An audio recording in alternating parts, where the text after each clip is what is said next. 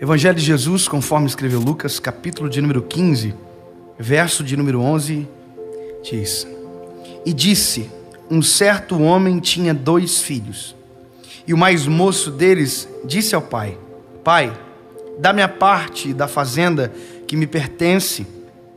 E ele repartiu por eles a fazenda. E poucos dias depois, o filho mais novo, ajuntando tudo, partiu para uma terra longínqua e ali desperdiçou a sua fazenda, vivendo dissolutamente. Essa é a parábola talvez mais incrível da Bíblia.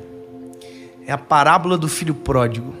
Milhares de vezes eu já ouvi essa parábola sendo pregada.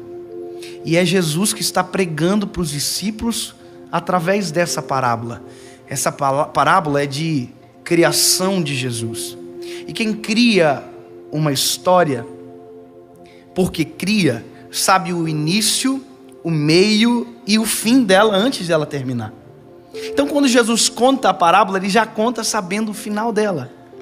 E aí Jesus vai dizer que um pai que tinha 2 filhos é provocado pelo filho mais novo, ou pelo que tinha menos experiência, pelo que tinha menos vivência, dizendo: olha pai, eu quero o que é meu, o que é de direito.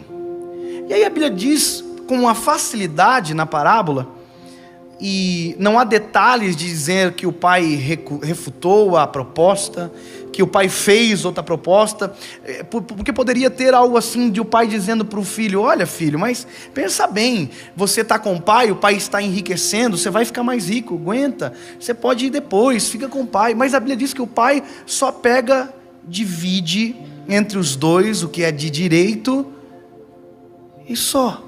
Mas não é o pai que manda ele sair com a herança, porque o filho pródigo apenas quer a sua herança. Ele não está falando que ele vai embora, mas ele vai embora, e o pai libera ele.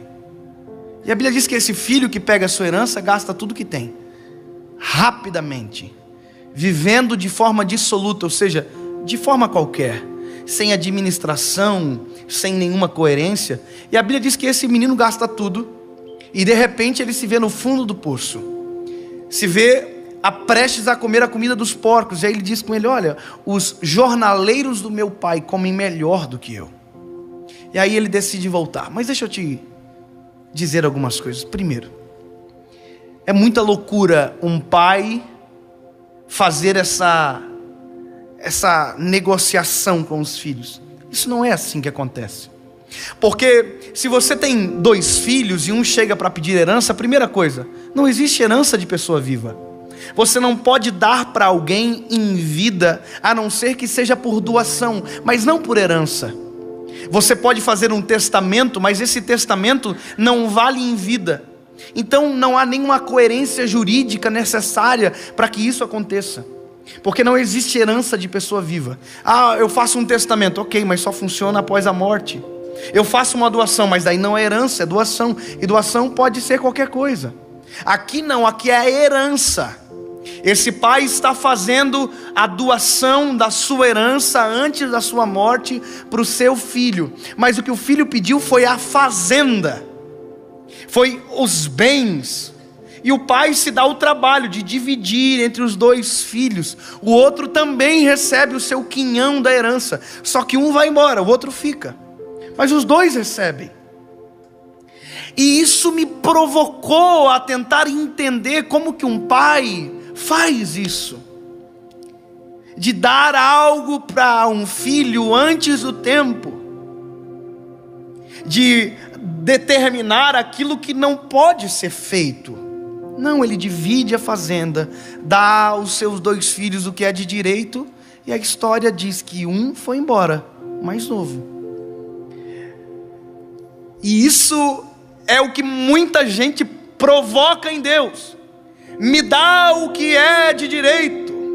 E tem gente que faz isso, mas faz sempre com as coisas erradas, com as fazendas de Deus. Você sabia que tem gente que depois que casa vai embora?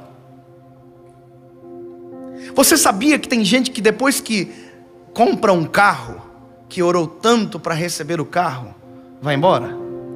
Você sabia que tem gente que depois que constrói uma casa, vai embora? Recebeu e foi embora. E aí gasta dissolutamente e aí desespera, porque descobre que aquilo acaba. E aí eu descubro uma coisa: o pai manda com facilidade para os filhos, porque sabe que aquilo que está dando vai acabar, e o filho vai ter que voltar. O pai abre mão, porque está dando algo perecível na mão do filho. O pai está dando um legado na mão. É como se, talvez você não entenda isso, mas uma frase que eu aprendi muito interessante: legado não é o que você deixa para as pessoas, é o que você deixa nas pessoas. E esse homem dá pro filho, não no filho. Esse pai está dizendo: ele vai voltar, porque ninguém foi feito para viver longe da casa do pai. Porque tem coisa que só na casa do pai a gente tem, em lugar nenhum a gente consegue.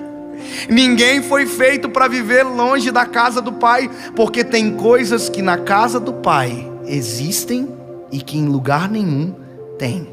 E são exatamente dessas coisas que nós somos carentes. O filho sai, parece que o pai diz assim: olha, manda cevar o animal, já deixa o anel preparado. Que frieza, né? Deixa o anel preparado, deixa os talheres da festa preparado, já deixa organizado as melhores roupas, os melhores sapatos, porque o filho vai voltar. Aliás, não fecha a porta.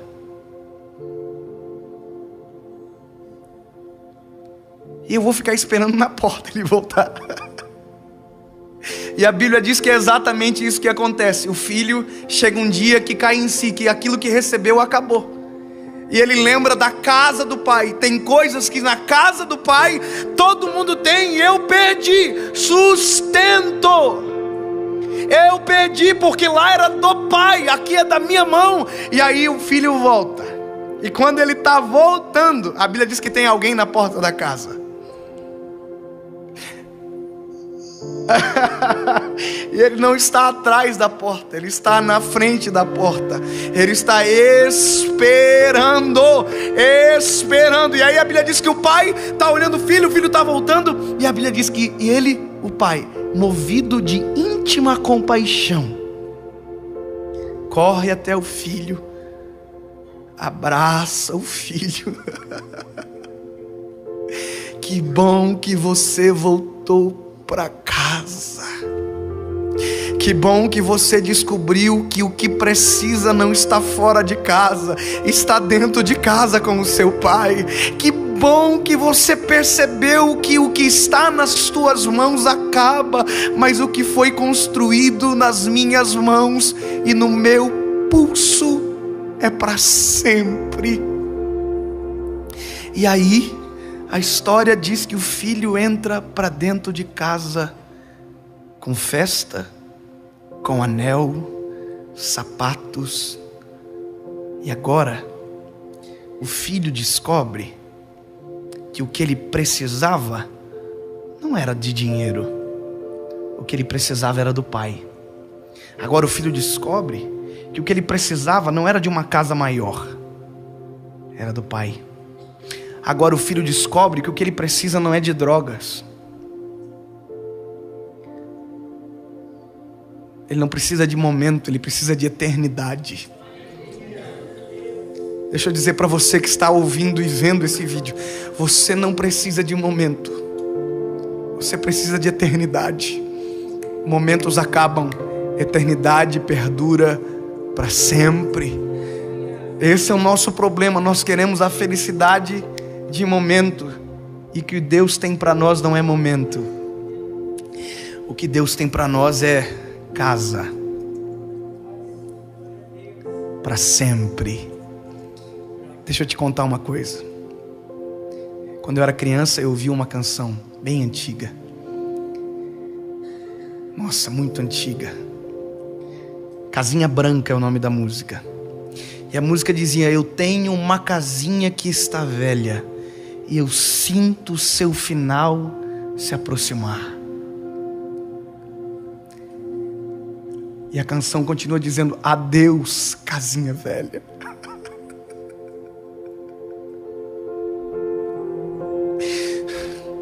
Sabe qual é a minha vontade? É que a minha geração entendesse que nós temos um endereço para ficar, e que temos um endereço para morar para sempre, e que está sendo preparado pelo Eterno. Nós não precisamos fugir disso. Você está precisando de uma casa nova? Deixa eu dizer, você tem um palácio te esperando. Você não precisa viver de momentos, há uma eternidade sendo preparado para você. E deixa eu te explicar uma coisa: quando você entra dentro dessa casa, você já é eterno. Já acabou. O contentamento invade o teu coração. Está triste? Está desanimado? Está com depressão? Está com vontade de suicídio? É porque acabou o que você recebeu. Volta para casa. Está chorando de dor? Para com isso, volta para casa. Abandonou tudo, a fé, a igreja, volta para casa. A porta da casa do Pai está aberta, e o Pai está lá esperando do mesmo jeitinho, com o mesmo olhar, com o mesmo abraço. E sabe de uma coisa? Há uma festa preparada para você. Pode chegar. Os irmãos mais velhos já entenderam a palavra. Volta para casa.